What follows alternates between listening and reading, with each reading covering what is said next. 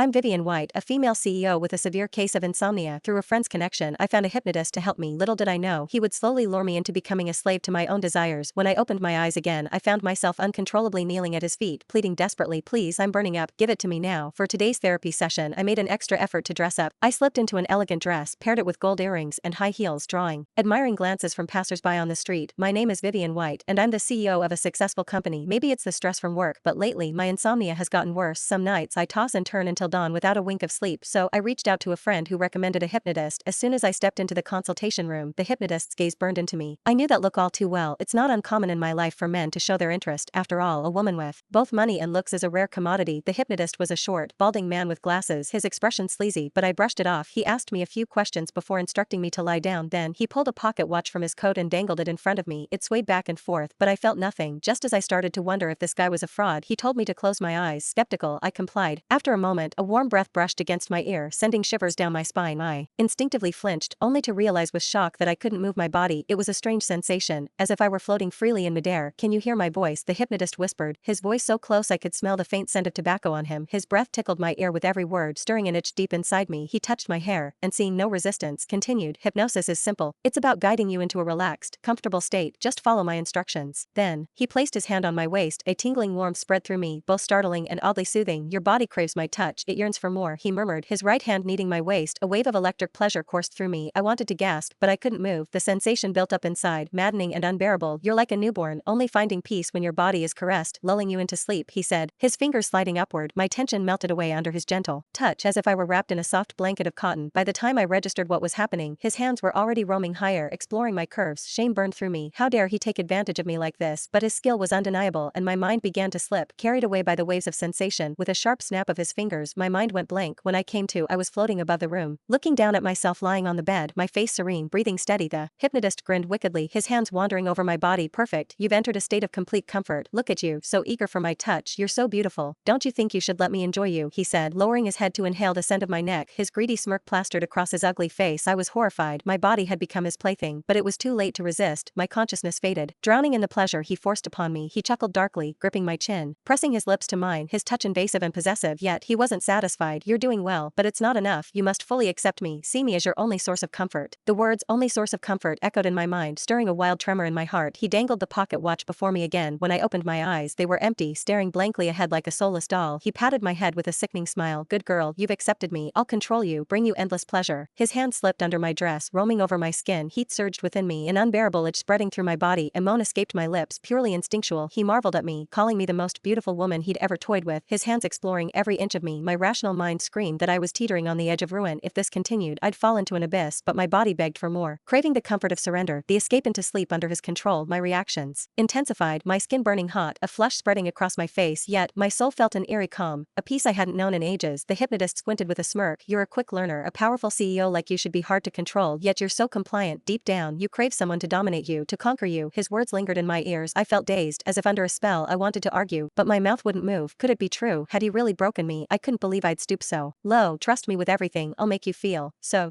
good," he purred, his grip tightening around my waist. A jolt shot through me, my back arching in response. The last shred of my rationality shattered. I bit my lip, whimpering, unable to hold back. My face, tangled with messy hair, was a picture of surrender and ecstasy. He leaned in, kissing me deeply, his presence overwhelming. "Such a perfect gem, MS CEO. Feeling good?" he taunted. I could only nod weakly, my hands clinging to his shoulders, my body moving on its own. I asked, "Are you feeling good?" he snapped, pulling away, his hands leaving my skin. I collapsed onto the bed, a hollow emptiness consuming me. He forced his fingers into my mouth, rough and demanding. "Last chance, feeling good, want more?" I didn't want to stop. I couldn't lose this fleeting peace, so I cried out, both body and soul, "Yes, it feels good, I want more." With another sharp snap of his fingers, my consciousness snapped back. I bolted upright on the bed. "You call this hypnosis? I'm going to sue you for harassment. You'll rot in jail." I stood, shouting at him in fury, but he didn't flinch, laughing instead. "Harassment?" he scoffed. "What harassment? You wanted this, didn't you?" "I never." Before I could finish, he snapped his fingers again. My mind went blank. When I came to, I was kneeling at his feet, begging, "Please, I want more." He smirked, scratching under my chin. "MS CEO. You said it yourself." My heart raced with shame. I couldn't believe I'd say such things, even fully conscious. "What did you do to me, you creep?" I choked out, tears stinging my eyes. He grabbed my hand, and my body went limp, falling into his lap as if I were made of cotton. He patted my head like I was a pet, tilting my chin with his finger. I couldn't stop myself from straddling him, moving against him desperately. "Master, it feels so good. I'm so hot. Give me more." The words spilling from my mouth humiliated me. Me, a CEO of a publicly traded company, groveling before this vile man. Just then, my boyfriend called. Fear gripped my heart. If he found out, please. Please let me go, my boyfriend's calling, I sobbed. The hypnotist smirked, unbuttoning my dress. I'm not done playing yet. I had no choice but to answer, trembling, my body still burning. Hey, honey, I'm in a therapy session. A sharp gasp escaped me as the hypnotist yanked off my dress, burying his face against me. It took everything to brush off my boyfriend's concern and hang up. My heart shattered. I felt like a traitor, tears streaming down as guilt consumed me. The hypnotist sneered, what would your boyfriend think if he saw you like this? My face burned with rage. Don't you dare. His eyes narrowed coldly, snapping his fingers again. Looks like I need to make you more willing. My mind blanked out once more. The next second, I saw myself in the mirror, hair a mess, eyes glazed, completely at his mercy. Please, I'm so hot. Give it to me now. I lunged at him, my hands desperate, my mind a haze of need. He lifted me effortlessly, pinning me against the desk, my legs over his shoulders. Since you're begging, I'll have to help you out. Just as he moved to take things further, hurried footsteps echoed outside. He froze, irritation flashing in his eyes as he turned toward the door. Who's out there? He barked, his tone threatening. The door burst open, revealing a tall, stern-looking man in a sharp suit. His name was Ethan Sharp, my company's vice president and my most trusted ally. His gaze swept the room, darkening with rage as he saw me pinned beneath the hypnotist. He stormed forward, shoving the man off me and helping me up. Vivian, are you okay? Ethan's voice trembled with worry and anger. My senses slowly returned, seeing Ethan. Tears spilled over. Ethan, save me. The hypnotist stumbled back, a flicker of panic crossing his face before he regained his smug composure. Who are you to interfere? He sneered. Ethan ignored him, his piercing stare pinning the man in place. I'm her VP and her friend. You won't get away with this. The hypnotist's grin widened. Oh, is that so? Do you even know what you're interrupting? Ethan scoffed. I know exactly what you're doing. Ethan retorted, his voice cold as steel. Scum like you doesn't belong in a place like this. He pulled out his phone and dialed 911. Hello, this is an emergency at our office. Someone's attempting to assault our CEO. Please send help immediately. Realizing his plan had unraveled, a vicious glint flashed in the hypnotist's eyes. He lunged for the pocket watch on the desk, likely intending to hypnotize me again. Don't move. Ethan reacted swiftly, grabbing his wrist and twisting it, pinning him to the ground. The hypnotist held in pain but kept struggling. You'll regret this, he spat. Ethan's gaze was ice cold. You'd better hope the police get here before you do something worse. Minutes later, the police arrived, cuffing the hypnotist and escorting him out of the building. After the incident, I broke up with my boyfriend. The trauma was too much for our relationship to bear and I needed space to heal alone. I sat in a chair, still trembling. Ethan approached, gently patting my shoulder. Vivian, it's over. He's gone.